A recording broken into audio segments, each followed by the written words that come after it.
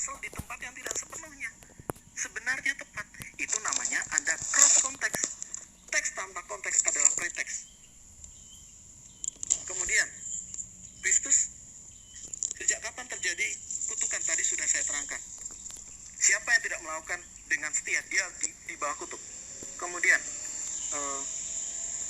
satu lagi bang, ketika abang bermegah gitu ya, ingat loh bang, saya minta maaf, saya mohon maaf sekali ini ya, dikatakan apa? Yesus mengatakan seperti ini, siapa menceraikan istrinya lalu kawin dengan wanita lain, dia berbuat zina. Kemudian Musa mengatakan, barang siapa menyingkapkan aurat menantu perempuannya, dia harus dihukum. Nah, kedua hal ini yang sudah diwanti-wanti oleh Yesus, ini dilanggar oleh baginda. Satu lagi, Yesus mengatakan di dalam 3 Injil kanonik, para saksi mata Yesus mengatakan, sesiapa mengatakan di surga ada wik-wik-wik, dia sesat. Dengan demikian, kesaksian baginda dengan kesaksian Yesus bertolak belakang. Yesus mengatakan, sampai ada yang mengatakan ada wik-wik, dia sesat. Jadi, mohon maaf, mari kita lihat hermeneutik itu pada tempatnya. Jangan bawa eisegesis kita. Aku punya kacamata. Kira-kira berapa lama lagi bang? Masih 2 jam kali ya? Sudah. Ini kalian menganggap kita ini jemaat kalian soalnya. Kami lebih paham Bible dari kalian, jadi nggak usah terlalu lebay dalam menjelaskan, ya. Paham ya teman-teman? Jadi gini, sebelum kepada kiai saya, dengarkan baik-baik. Yang saya bahas di sini, Lekesar, sebentar Bang Suma. Lekesar. Aku cuma kenapa saya menyampaikan tadi? Karena ini adalah poin-poin yang saya catat dari Bang Suma. Jadi saya tapi justru kamu itu melakukan eksegesis terhadap ajaran Islam. Kelihatan Anda kepanasan gitu loh. Saya sampaikan ini. Saya hanya mirroring. Yang saya sampaikan silakan ini. Bang Suma, monggo Bang Suma, monggo. Terlalu banyak kalian itu makan makanan haram yang diharamkan Yesus, soalnya nggak bisa diam. Tuh, dengarkan. Saya nggak makan babi bang. Silakan bang.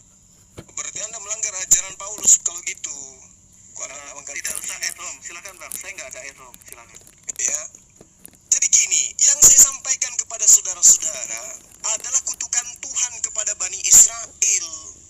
Kalau Anda mengatakan bahwasanya Anda itu agama Kristen yang lahir dari rahim ahli kitab, makanya Anda baca Matius 23 nomor 15. Agama apa yang didirikan dan yang dibentuk oleh ahli kitab? Islam ke, Kristen ke? Anda ada di situ. Lalu kemudian kepada putri PowerPoint tadi, ya, saudara mengatakan bahwa kenapa harus bersunat? Karena orang Yunani itu dulunya tidak boleh masuk ke dalam bait suci. Kenapa? Karena alasannya mereka itu tidak bersunat. Coba Anda baca di dalam kitab Yehezkiel ya, Yehezkiel 44. Di situ sangat jelas dikatakan, oleh sebab itu beginilah firman Tuhan Allah, tidak seorang pun dari orang-orang asing yang hatinya dan dagingnya tidak bersunat boleh masuk ke dalam tempat kudusku. Ya, setiap orang asing yang ada di tengah-tengah orang Israel. Jadi seandainya orang Kristen sekarang ini yang ada di Indonesia hidup di Israel, kalian tidak boleh masuk ke tempat ibadahnya orang Yahudi. Paham ya? Karena kalian itu dianggap najis. Oke, itu yang pertama. Kemudian, Anda membawa tentang persembahan darah. Orang-orang dahulu termasuk Yesus memerintahkan kaumnya, Bani Israel, bukan bangsa Goyim, ya, bukan bangsa Goyim, tapi kaumnya, untuk mempersembahkan hewan. Baca Matius 8 nomor 4. Ini sudah masa Yesus. Yesus pun masih mengajarkan umatnya untuk melakukan penebusan, pengorbanan, penyembelihan, persembahan, sama seperti persembahan Musa. Persembahan manusia ini ajaran dari mana rupanya? Nah, terkait dengan persembahan hewan, Al-Quran menerangkan di dalam surah Al-Hajj ayat 34. Bismillahirrahmanirrahim. Walikulli ummatin ja'alna mansakan liyazkuru ismallah ala ma razaqahum min bahima. Itu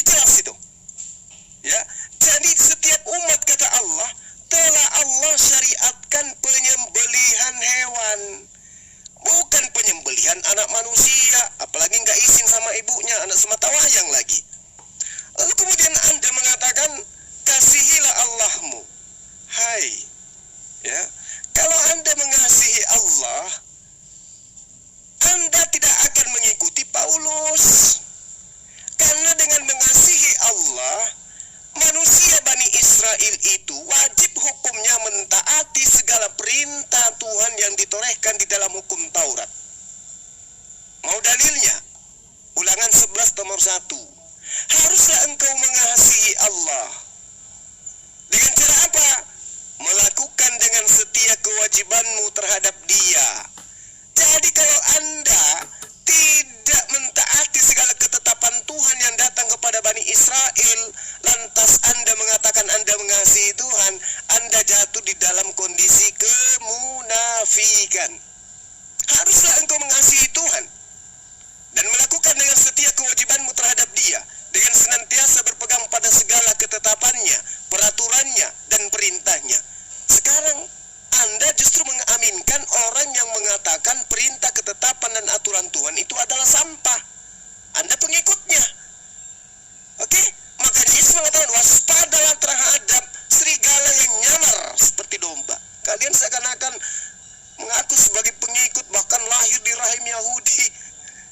Sedangkan Ulangan 30 nomor 11, sebab perintah ini yang kusampaikan kepadamu pada hari ini tidaklah terlalu sukar bagimu dan tidak pula terlalu jauh. Mana hukum Taurat yang sukar untuk Anda lakukan rupanya? Yang mana? Hah? Tidak ada larangan poligami di hukum Taurat. Nggak ada. Mempoligamikan Tuhan itu yang ada, tapi Anda perhatikan, bukan cuma 2, malah 3. Jadi lucu Anda semua ini ya. Ketika Anda mengatakan bahwasanya Islam, Islam tidak pernah mengatakan datang untuk kemudian sebagai agama yang lahir dari rahim Yahudi. Nggak ada. Justru kedatangan Islam itu dikarenakan perbuatan bangsa-bangsa umat terdahulu yang selalu tegar tengkuk terhadap perintah Tuhan. Nah, kalau Anda mengatakan harus ada korban, harus ada ini dan itu, pahami 2 Samuel 12 nomor 13, Daud itu dihapuskan dosanya bukan dengan korban hewan, bukan dengan darah, tetapi dengan bertaubat. Dengan kata lain, bahwasanya Daud alaihissalam dosa-dosanya diampuni oleh Allah hanya dengan bertaubat. Jadi tidak ada itu kurban-kurban manusia. Lalu kemudian ketika Anda membaca Amsal 10 nomor 2, Amsal 11 nomor 4, di situ sangat jelas dikatakan bahwa dosa bisa dihapuskan dengan bersedekah, dengan berinfak, bukan dengan cara menganggap Tuhan datang dalam rupa manusia mati di atas tiang salib. Itu nggak ada itu. Lalu kemudian apalagi Anda mengatakan tentang tongkat Yusuf. Apa-apaan tongkat Yusuf? Taurat aja Anda imani. Yang benar itu tongkat estafet kerajaan akan diberikan kepada bangsa lain. Ketika bangsa lain itu diantaranya, di tengah-tengahnya ada oknum yang kemudian diangkat oleh Tuhan untuk menjadi oknum yang membawa hukum-hukumnya kepada bangsa-bangsa. Baca Kejadian 49 nomor 10. Ya, tongkat kerajaan Yehuda tidak akan berpindah dari kakinya, kecuali Dia yang berhak sudah datang. Siapa yang berhak itu? Dia yang mampu menaklukkan bangsa-bangsa dengan hukum-hukum Tuhan. Yang Anda ajarkan sekarang bukan hukum Tuhan. Ajaran kasih yang bagaimana itu? Ajaran kasih menurut hukum Tuhan mentaati perintahnya. Sementara ajaran kasih yang Anda anut menganggap perintah Tuhan itu adalah sampah, kutukan. Dan ini Yesus tidak pernah ajarkan. Malah Yesus mengatakan terkutuklah dia orang banyak ini karena mereka tidak mengenal hukum Taurat.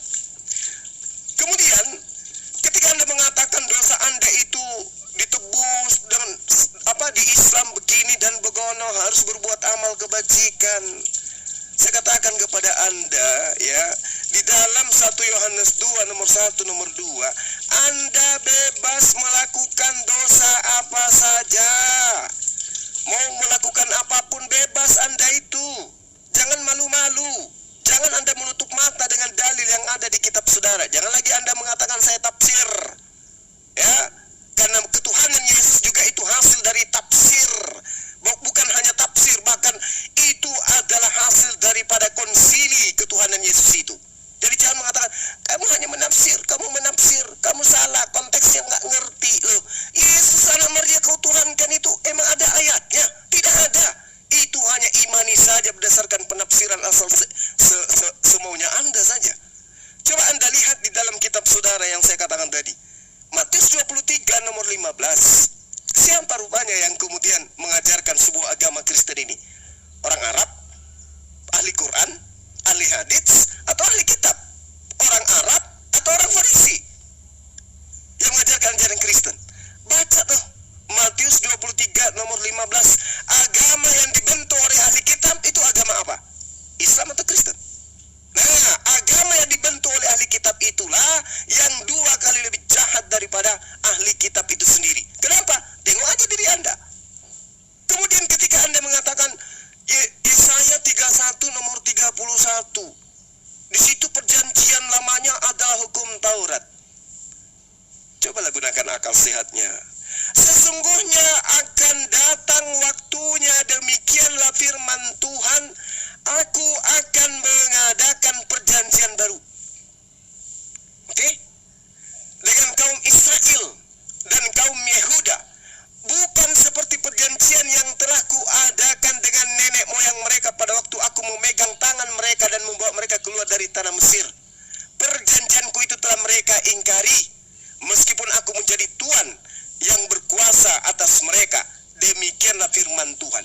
Yang dimaksud perjanjian lama di situ adalah janji Tuhan kepada Bani Israel agar Tuhan membebaskan Bani Israel dari perbudakan Mesir. Dan Tuhan akan membimbing mereka, menyelamatkan mereka. Tapi apa yang terjadi? Mereka mengingkari, mereka tidak pernah bersyukur, mereka tidak pernah taat kepada perintah Tuhan. Mereka tidak pernah menganggap bahwa apa yang ditorehkan oleh Musa terhadap mereka itu adalah pertolongan Tuhan. Itu yang mereka ingkari. Ya, lalu kemudian di ayat 3-3-nya, tetapi beginilah perjanjian yang kuadakan dengan kaum Israel sesudah waktu itu. Demikianlah firman Tuhan. Dengarkan firman Tuhannya, perjanjian barunya, dengarkan baik-baik. Aku akan menaruh Tauratku di dalam batin mereka dan menuliskannya dalam hati mereka, maka aku akan menjadi Tuhan Allah mereka dan mereka akan menjadi umatku. Jadi di situ tidak dikatakan aku akan menaruh surah-surah Paulus di dalam batin mereka. Kagak, catat baik-baik. Perjanjian baruku, demikianlah firman Tuhan. Aku akan menaruh Tauratku. Taurat, jangan lagi kamu pelintir. Oh, Taurat yang dimaksud di situ Bang Suma adalah mengimani anaknya datang mati di atas tiang salib. Bohong.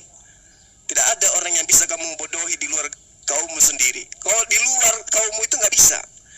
Ya, dan Tuhan mengatakan di dalam Yeremia 31 nomor 34, dan tidak usah lagi orang mengajar sesamanya atau mengajar saudaranya dengan mengatakan kenallah Tuhan, sebab mereka semua besar kecil mengenal aku. Mengenal aku dan mereka akan menjadi umatku. Oke? Dan di situ dikatakan demikianlah firman Tuhan, sebab aku akan mengampuni kesalahan mereka. Mengampuni, bukan menebus. Paham ya? Bukan menebus, tetapi mengampuni. Yang dikatakan menebus itu baca Keluaran 29 nomor 14. Itu namanya menebus. Apa? Mengampuni. Bani Israel mengambil lembu, mengambil dagingnya, mengambil kulitnya, mengambil kotorannya, lalu membakarnya. Itulah kemudian Tuhan menghapuskan, mengampuni dosa mereka. Bukan Tuhan menjadi sapi, lalu kemudian dibunuh. Bukan. Jadi Tuhan hanya meminta ambil lembu, dagingnya, kulitnya, taiknya, bakar. Itulah penebus dosa. Aku yang akan menghapuskan, aku yang akan mengampuni. Tapi lakukan proses itu. Tetapi dalam agama Anda, Tuhan yang datang masuk ke rahim manusia, keluar, begitu dewasa dibunuh. Itu yang Anda ambil untuk kalian jadikan sebagai penebus dosa. Data di dalam kitabnya orang Yahudi. Sebab aku akan mengampuni kesalahan mereka, bukan sebab aku akan menebus. Menebus itu kepegadaian, bukan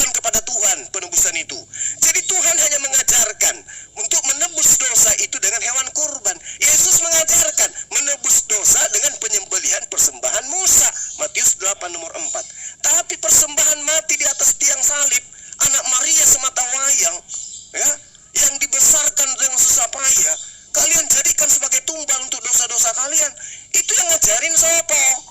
1 Yohanes 2 nomor 1 nomor 2, anak-anakku yang terkasih, janganlah engkau berbuat dosa, tetapi jika engkau berbuat dosa, jangan khawatir, sebab ada Yesus sebagai pendamai dosa-dosa kita, bahkan bukan cuma dosa kita, tapi juga dosa dunia. Ini ajaran sopo iki? Yesus tidak pernah mengajarkan itu. Ya, Yesus mengajarkan bertobat, bertobat, bertobat, bertobat, bertobat. Bukan seperti Roma 10 nomor 9 nomor 10. Jika engkau mengaku dengan mulutmu bahwa Yesus itu adalah Tuhan, dan apa yang kau katakan itu kau imani sepenuh hati, maka engkau akan diselamatkan. Iki jalan dari mana toh? Iku jangan asal enak dewe. Nggak pernah diajarkan oleh Yesus. Yesus ajarkan, jika engkau ingin memperoleh hidup, taatilah segala perintah-perintah Tuhan. Di mana perintah Tuhan itu? Bukan di surah Paulus, bukan di surah Lukas, bukan di surah Markus, tapi adanya di hukum Taurat. Makanya Yesus mengatakan, sebelum langit dan bumi lenyap, setitik pun hukum Taurat tidak bisa dibatalkan. Nah, sekarang Anda percaya siapa? Yesus atau Paulus? Yesus atau Paulus yang Anda percaya? Maka Yesus mengatakan, enyahlah daripada aku, kalian semua pembuat kejahatan. Asyhadu. Bang Suma, Oke, silakan. ada sekitar Pak Kiai, silakan Pak 15 Kiai. poin ya Bang. Ada sekitar Terserah Anda, poin-poinnya terserah. Yang penting bantah dengan dalil yang ada di dalam kitab saudara. Jangan Anda berasumsi. Silakan. Dengarkan dulu Pak Pak Kiai. Romli. Silakan Pak Romli. Ya, terima kasih Kusuma. Bagus, top Marco, top panjenengan ini. Juga Jeng Mina ya, Jeng Mina.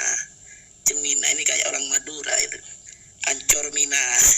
Begini, ada paling tidak 3 poin. Yang pertama begini. Tadi Jeng Mina ini juga siapa itu mengatakan di Torah itu begini. Haram makan ini, makan ini, makan. Jadi begini. Kita ambil dulu urutan bahwa Tuhan kita, Tuhan semuanya, Tuhan semesta alam sama. Itu gitu. Al-ana kama kana. Dia yang dulu seperti yang sekarang. Jadi itu ada lagunya itu. Jadi Tuhan kita itu sama, tetapi karena perjalanan dari masa ke masa itu, Tuhan kita yang sama itu ingin menyelamatkan semua makhluknya, maka menurunkan 124.000 nabi, rasul, utusan, dan menurunkan 100.